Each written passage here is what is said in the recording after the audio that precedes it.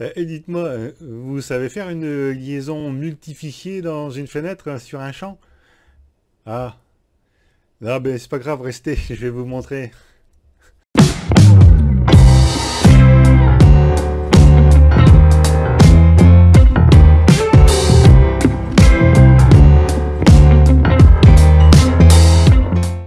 Bonjour, je m'appelle Thierry et je vous aide à monter en compétence sur Windev.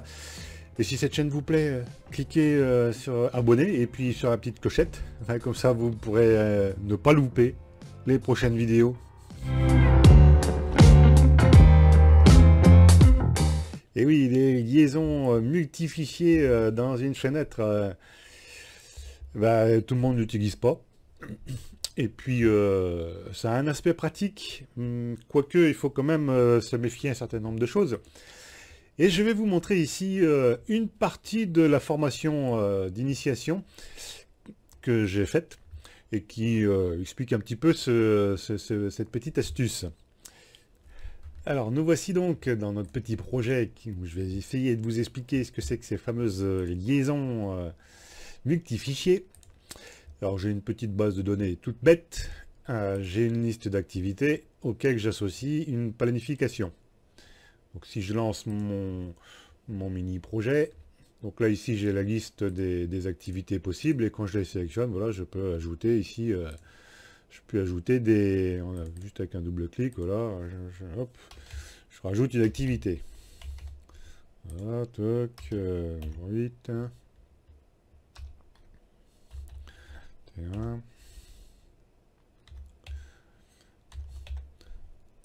Bien. Donc là, j'ai ici 4 planifications. Alors, je vous ai créé une petite fenêtre un peu particulière, donc,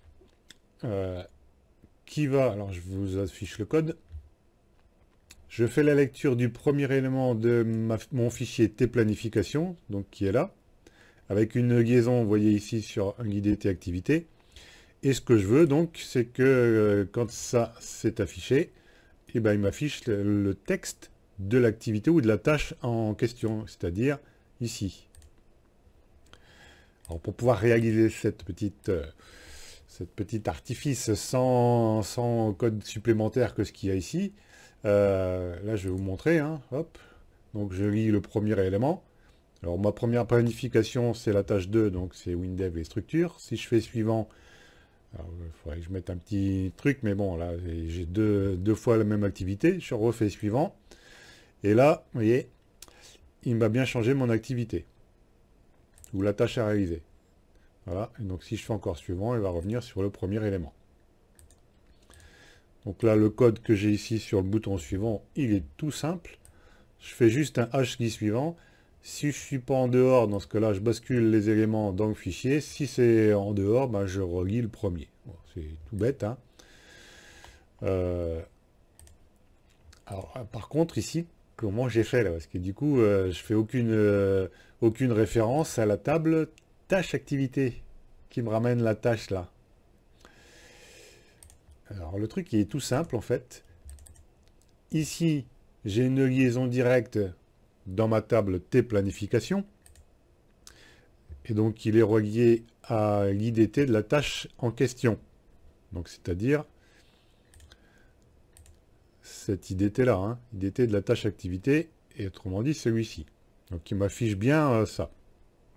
Et c'est dans ce champ-là que j'ai ma liaison multifichier. Quand je double-clique dessus, j'ai... je vais vous la refaire depuis le début. Voilà, normalement, il n'y a rien. Hop, aucun, voilà.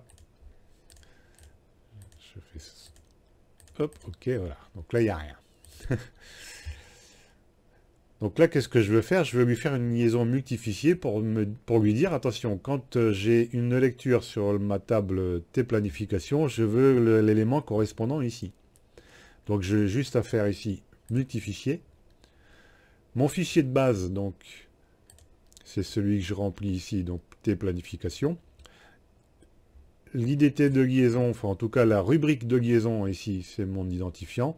Je chaîne, c'est le cas de le dire, et je lui demande d'afficher ce que je veux. Je pourrais prendre n'importe quoi d'autre ici. Hein. et je fais appliquer. Et c'est tout. Là, j'ai réalisé une chaîne, enfin une liaison avec plusieurs fichiers de données,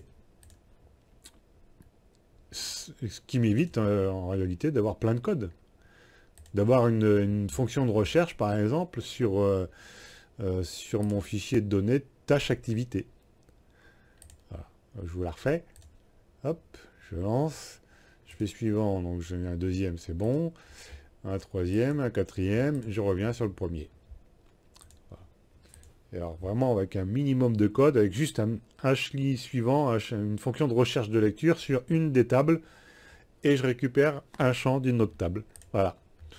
Bon, petite vidéo relativement courte pour vous expliquer ça, et puis bon, je trouvais que c'était assez intéressant. Alors évidemment, ça, c'est des choses qu'on retrouve également dans d'autres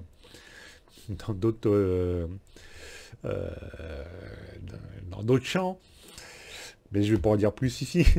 Ça sera à vous de chercher si vraiment vous en avez besoin, ou alors de cliquer sur le lien en bas là, et puis d'aller plus loin que ce que je viens de vous montrer ici, avec la formation qui est actuellement en vogue sur l'initiation de WinDev jusqu'à arriver à un niveau confortable hein, quand même. Et moi je vous dis à bientôt pour de prochaines aventures palpitantes avec WinDev.